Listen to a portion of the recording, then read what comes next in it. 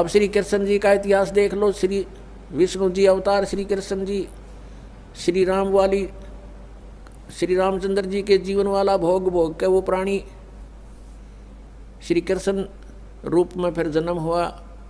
सारा जीवन दुखी रहा श्री कृष्ण, सारा जीवन जेल में जन्म हुआ, माता पिता कैद में, कभी मामा शत्रु हो गया, कभी पूतना मारने जा रही है, कभी केसी, कभी चाणोर शत्रु हो गया, कभी जरासेंग लड़ने को आ रहा है, कभी शिशुपाल से युद्ध हो रहा है, कवासुनी हो रही है, और कभी फिर काल्यवन आ रहा है। इस दुख में श्री कृष्ण जी ने मथुरा का त्याग कर दिया और ऐसे स्थान पर रहने लगे जहां कोई ना पहुंच सके। समझदार व्यक्ति यही सोचते हैं, राड से बाढ़ अच्छी होती है, झगड़े से बचाव अच्छा होता है। श्री कृष्ण जी उन सबको भी मार सकते थे, क्योंकि वो त्रिलोक के में एक विभागीय मंत्री है, एक विशेष शक्ति होती है प्राणी में, वो उनके अंदर शक्ति थी। लेकिन यही सोचा था कि किस किस ने मारूं, या तो सबकी बुद्धि भ्रष्ट। तो श्री कृष्ण जी ने द्वारका बनाई। समुद्र के बीच में एक टापू था जिसका केवल एक गेट था, द्वारिका, एक द्वार की नगरी। और ये सोच करके वहाँ यदि इतनी दूर पहले तो कोई आवेगा नहीं, ऐसे स्थान पर जा रहे हम, और वहाँ कोई आ भी गया युद्ध करने तो हम एक ही तरफ से उसका सामना कर सकते हैं, इसलिए एक गेट था उसका, और बाकी 3 समुद्र था 3 तरफ। तो वहाँ श्री कृष्ण जी चले गए, अपना अधिकतर सारा ही जीवन वहाँ व्यतीत किया। यहाँ तो ज़्यादा से ज़्यादा 18 साल के 20 वर्ष के तक यहाँ रहे थे द्वारका में, और बाकी फिर लगभग 200 वर्ष तक जिए थे श्री कृष्ण जी, और बाकी का समय द्वारका में व्यतीत किया था उन्होंने। तो अब ये जो लोग अनजान संत ऋषि, ये गुरु नकली हमें भ्रमित करते हैं कि द्वारका का उस गोवर्धन का की परिक्रमा करनी चाहिए और वृंदावन अवश्य जाना चाहिए, मथुरा में अवश्य जाना चाहिए, वहाँ हमारे भगवान ने लीला की है, उनके चरण कमल टिके हैं, वहाँ घूमा करते थे, स्नान किया करते थे। अरे श्री कृष्ण जी यहाँ तक 20 वर्ष रहे थे इस मथुरा में, बाकी 180 साल तो वहाँ रहे हैं द्वारका में, और वहाँ का नामो निशान मिट गया उस द्वारका को। इसलिए वहाँ खत्म की द्वारका, समुद्र में डूब गई श्री कृष्ण जी की मृत्यु के बाद, और यादों का विनाश हो गया था, आपस में लड़के मर गए थे, और जो बाकी शेष औरतें बची थी उनको अर्जुन ले आया था, सब खाली हो गई थी द्वारका। उसके बाद वो समुद्र ने डबो दी थी, अंदर चली गई। कारण यही था कि भगवान ने सोचा कि यहाँ आएंगे फिर ये धक्के खान द्वारका में इतनी दूर, इसलिए उसका नामो निशान मिटवा दिया था। अगर आज द्वारका होती तो ये नकली कहते द्वारका में भगवान रहे थे, वहाँ जाया करो, वहाँ बहुत पुण्य होता है। उस द्वारका में तो सत्यानाश होया था, सारे यादव कटका मर गए थे वहाँ पर। आज भी जाते हैं वहाँ बहुत से श्रद्धालु। तो कहने का भाव यह है कि जब तक आत्मज्ञान बिना नर भटके, इस तत्व ज्ञान बिना नर भटके, कदे मथुरा कदे काशी। फिर श्री कृष्ण जी का फिर कैसे अंत हुआ? श्री कृष्ण जी के सामने पूरा यादव कुल आपस में लड़का मर गया, पोते पड़पोते रिश्तेदार सब आपस में कट कर मर गए। और वो सारा सांग देख कर, वो सारा अनर्थ देख कर जब श्री कृष्ण जी की मृत्यु हुई, एक परिवार के सामने एक आधे की मृत्यु हो जाती है, उसका कलेजा फट जाता है, रो रो कर पागल हो जाता है इंसान।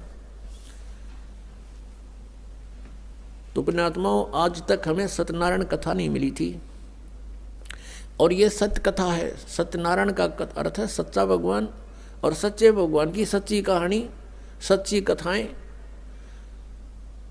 तो प्रसंग चल रहा है कि परमात्मा ने बताया कि तुम जब तक जन्म और मृत्यु के अंदर हो, सुख नहीं हो सकता, शांति नहीं हो सकती। अब इंद्र सोचता है ब्रह्मा विष्णु महेश सुखी होंगे। अब इन ब्रह्मा विष्णु महेश की आप देख रहे हो, श्री राम की, श्री विष्णु जी की, श्री कृष्ण जी की कैसे दुर्गति हुई। अब पुण्यात्माओं, हम सुना करते थे श्री कृष्ण जी ने पर्वत उठा लिया था, गिरिराज, यानी गोवर्धन पर्वत को उठा लिया था हाथ पर, उंगली पर ऐसे। पहले तो ये विचार करो, उन्होंने वो पर्वत उठाया किस उद्देश्य से था? उन्होंने इस उद्देश्य से उठाया था कि वहां इन देवताओं की पूजा होया करती,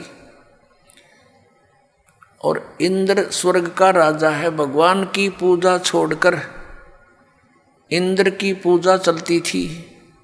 श्री कृष्ण जी ने कहा भाई इंद्र की पूजा छोड़ दो, या दो उस भगवान की पूजा करो।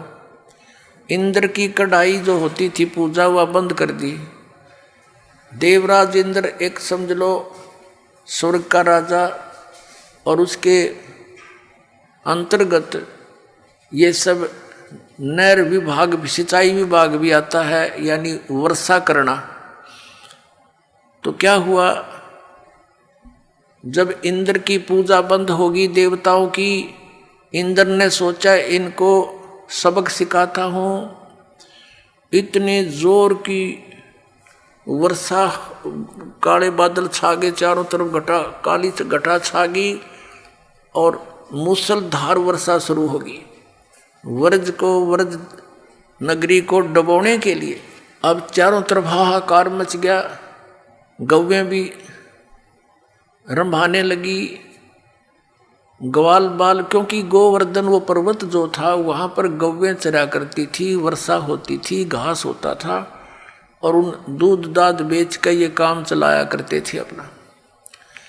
और वो समाप्त करने चल पड़ा कि इसको इतना वर्षा कर दूं, ये गोवर्धन पर्वत भी डूब जाए, आसपास की नगरी भी नष्ट हो जाए। तो भगवान श्री कृष्ण जी ने उंगली पर वो गोवर्धन पर्वत उठा लिया और पूरी ब्रज नगरी के ऊपर से कर दिया। सारा इंद्र बरस लिया, खूब वर्षा कर ली। सारा पानी उस गोवर्धन पर्वत के ऊपर ऐसे शौक हो गया, उसमें ऐसे मिल गया जैसे ब्लोटिंग पेपर शाही ने चूस लिया करे। आखिर में थक गया इंद्र, आके पैर पकड़ दिए कि मुझे क्षमा कर दो। कहने लगे चला जा, तेरे को कर दिया क्षमा, और खबरदार आज के बाद तूने अपनी पूजा के लिए व्रजवासियों को कंपेल किया। तो फिर वो गोवर्धन यथा स्थान पर रख दिया।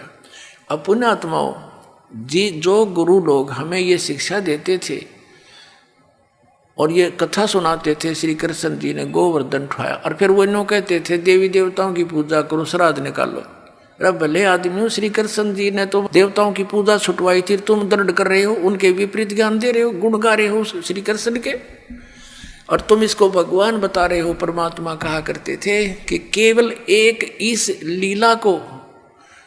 इस लीला से ही तुमने उसको भगवान मान लिया। ये तुम्हारी ना समझी है, बालक बुद्धि है कि ये कंप्लीट गॉड मान लिया तुमने, गोवर्धन उठा लिया। था क्या बताते हैं परमात्मा, कहते हैं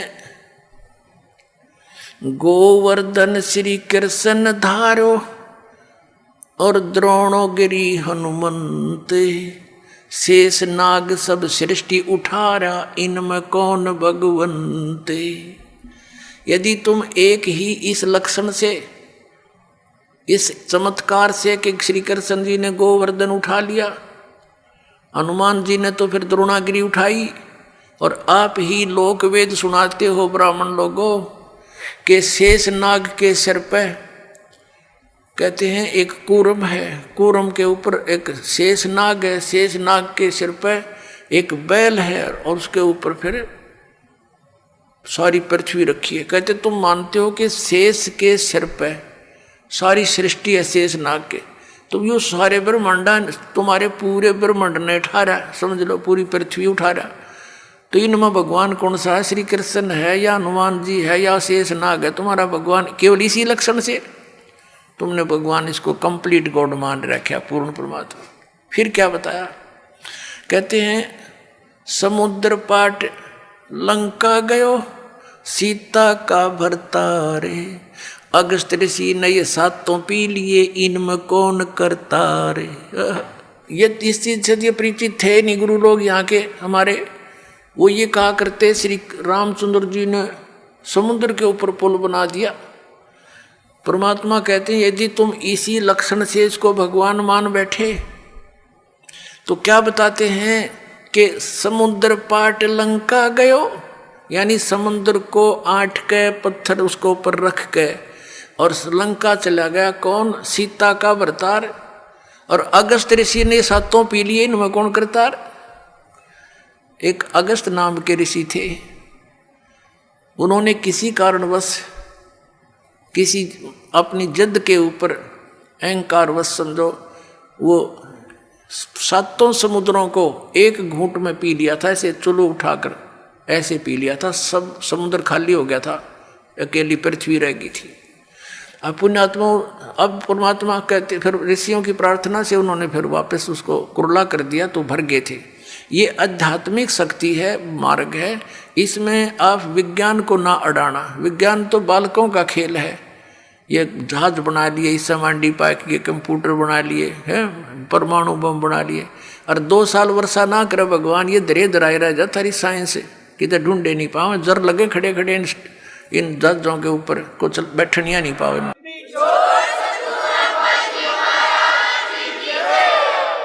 तो परमात्मा कहते हैं फिर इनमें भगवान कौन? भाई अगस्त ऋषि ने तो सातों समुद्र पी लिए थे, तुम एक पत्थर धर के पार हो गया तुम्हारा श्री राम, तुम उसने भगवान मान बैठे। लेकिन तुमने पता नहीं वो पत्थर भी कैसे तरे थे, उसको तो मानने को तैयार ही नहीं। पर परमात्मा ने ये तरीका अपनाया हमारे अज्ञान को हटाने के लिए। श्री रामायण के अंदर एक कथा आती है कि जिस समय श्री रामचंद्र और पूरी सेना एक नाग फांस में आ गई थी, एक सिद्धि से लड़ाई होती थी, तो एक ऋषि ने उसने एक नाग फांस यंत्र होता, वो था हथियार, तो उसके अंदर एक सिद्धि होती है, वो अनेकों नाग बन जाते हैं, उसमें से निरे सांप निकलाए। और उन्होंने सारी सेना को जो लड़ने को तैयार हो रही थी, ज्यों की त्यों लपेटे ला कर बांध दी, जैसे रस्से तो बांध दिया करे। और सारे खड़े भगवान राम वीर लक्ष्मण भी नो कति जैसे ईख बांध दिया करे, नो पूरी सी खड़ी जगह जगह, और कोई सा टसमस हो नहीं पा रहा। अब 2 मिनट पाछा उसकी गर्दन काट देते सारे, सबको खड़े खड़े आओ तो विवश हो चुके थे। कहते हैं जब श्री राम ने याद किया गरुड़ को, गरुड़ आया, पक्षी है एक, उसने उन नागों को काटा, मार दिया, और तब वो श्री रामचंद्र जी बंधन मुक्त हुए। अब परमात्मा हमें समझाया करते थे, कबीर भगवान कहते हैं, परमात्मा कहा करते थे कि काटे बंधन विपत में, भाई कठिन कियो संग्राम में, चिन्हो रे नर प्राणिया ये गरुड़ बड़ो अक तुमरो राम। अब परमात्मा कहा करते काटे बंधन विपत में, कठिन कियो संग्राम, और चिन्हो रे नर प्राणिया यो गरुड़ बड़ाक तुम्हारा राम। ये कौन सा भगवान है इनमें बताइए? वो तो बंधा खड़ा थारा भगवान, तो और गरुड़ नाक उसकी सहयोग करी, तो कौन सा परमात्मा? तो इसमें तो इस तरह के तर्क देकर भगवान ने खूब समझाना चाहा कबीर परमात्मा ने, पर हमारी बुद्धि पर पत्थर डाल रखे थे इन अज्ञानी ऋषियों ने।